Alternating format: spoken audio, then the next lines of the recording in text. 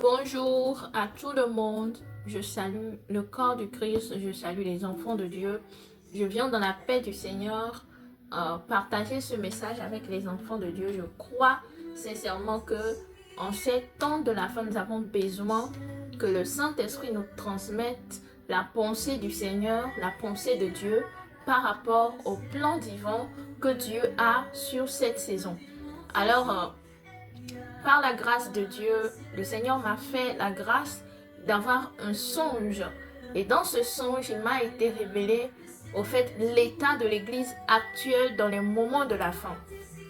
Et pour pouvoir baser cette révélation sur la parole du Seigneur, nous allons aller, par votre permission, nous allons aller dans le livre de Matthieu 24, verset 7 qui dit « Car nation s'élèvera contre nation, et royaume contre royaume, et il y aura des famines et des pertes et des tremblements de terre en divers lieux. Mais toutes ces choses sont un commencement de douleur. Alors ils vous livreront pour être affligés et ils vous feront mourir. Et vous serez haïs de toutes les nations à cause de mon nom. Et alors plusieurs seront scandalisés et se livreront l'un l'autre et se haïront l'un l'autre, et plusieurs faux prophètes s'élèveront et séduiront plusieurs. Et parce que l'iniquité prévaudra, l'amour de plusieurs sera refroidi. Notez cela si vous avez votre Bible. Notez cela, c'est le verset 12. Matthieu 24, verset 12.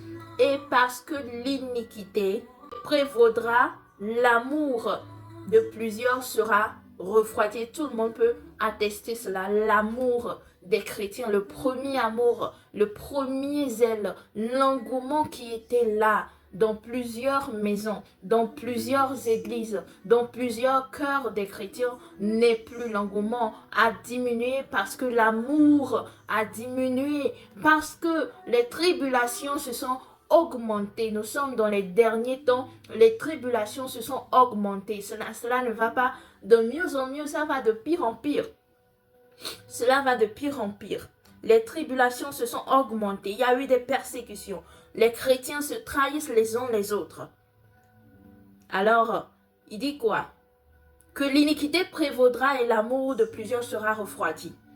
Mais celui qui persévérera jusqu'à la fin, celui-là sera sauvé. Et cet évangile du royaume sera prêché dans la terre habitée tout entière en témoignage à toutes les nations. Et alors viendra la fin. Quand vous verrez, voilà ce à quoi je veux en venir. Le verset 15. Matthieu 24, verset 15. Quand vous verrez l'abomination de la désolation dont il a été parlé par Daniel le prophète, établi dans le lieu saint, que celui qui lit comprenne. Bien-aimé, lorsque je lisais, je suis arrivée à cet endroit de ce chapitre. J'ai ouvert mes yeux grands parce que je venais de réaliser que nous sommes dans cette période et la révélation que j'ai eue du Seigneur, que je vais d'ailleurs vous raconter tout à l'heure, témoigne que nous sommes en cette période où l'abomination de la désolation est venue s'installer où? Dans le lieu saint. Alors écoutez bien ce songe de la nuit que j'ai eu. Alors je me suis retrouvée dans une église entourée de chrétiens en tout cas. Et dans cette église, il y avait en tout cas une muraille qui nous protégeait dans l'église, c'est-à-dire que l'église est clôturée. Alors nous étions dans l'enceinte de cette église. Et qu'est-ce qui s'est passé? Il s'est passé nous avons entendu des bruits venant du dehors. Nous avons entendu des gens du dehors s'agiter. Nous avons entendu des gens se faire la guerre, des gens se faire des choses bizarres. Alors, nous sommes regardés et il y a eu un costrat sur l'église. De tous les côtés, il y a comme une petite fenêtre où tu peux voir l'extérieur. Nous avons jeté un coup d'œil, y compris moi-même, et ce que j'ai vu était aberrant. Les gens se mangeaient les uns les autres. C'était comme si vous avez déjà vu un film de vampires, ces gens-là étaient comme des vampires qui se nourrissaient, excusez-moi, de la chair de leur prochain. Et c'était choquant, c'était effroyable. C'était effroyable dans cette vision.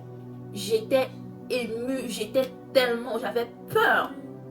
Et dans l'église, bien aimé, dans l'église, écoutez bien ce que je vais dire, dans l'église, j'ai vu que certaines personnes dans l'église se transformaient également en vampires.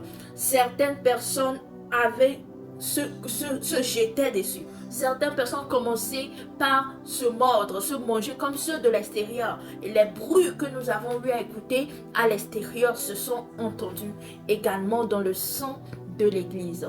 Nous avons écouté ces bruits dans le sang de l'église. Et nous avons vu avec nos yeux comment les choses se sont passées. Il y a eu des bains de sang, il y a eu des gens qui se mangeaient. C'était affreux, c'était horrible. Alors, à la réaction, à la vue de tout ça, beaucoup de gens ont voulu sortir de l'église. Beaucoup de gens ont voulu sortir de l'église. C'est le point clé de cette révélation. Le Seigneur me dit, beaucoup de gens sont vraiment émus. Beaucoup de gens sont dans l'aberration. Beaucoup de gens sont exaspérés par ce qu'ils voient dans l'église. Beaucoup de gens ne comprennent pas comment entre les chrétiens, il ne peut pas avoir de l'unité, ne peut pas avoir de l'amour, que les chrétiens se battent les uns contre les autres.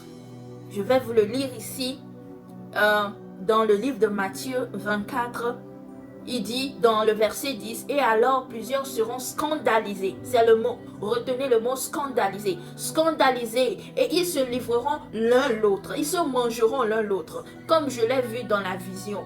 Ils vont se dénoncer l'un l'autre. Chacun va lutter pour sa propre vie. Et en faisant cela, ne sachant pas, ils deviendront comme les gens du monde. Des gens qui sont de l'extérieur de l'église. Ces gens-là qui n'ont pas offert le Saint-Esprit. L'animosité du monde est entrée dans l'église. Et c'est ce que le Seigneur Jésus-Christ dit, la désolation dans son aberration, la désolation dans son aberration sera trouvée dans le lieu saint. Et quand cela sera trouvé dans le lieu saint, attendez-vous bien quoi? Que celui qui lise comprenne. Ouais, que celui qui lise comprenne. Alors est-ce que tu comprends? Qu'est-ce qu'il y a à comprendre ici? Nous allons voir la suite dans la deuxième partie du message. À tout à l'heure.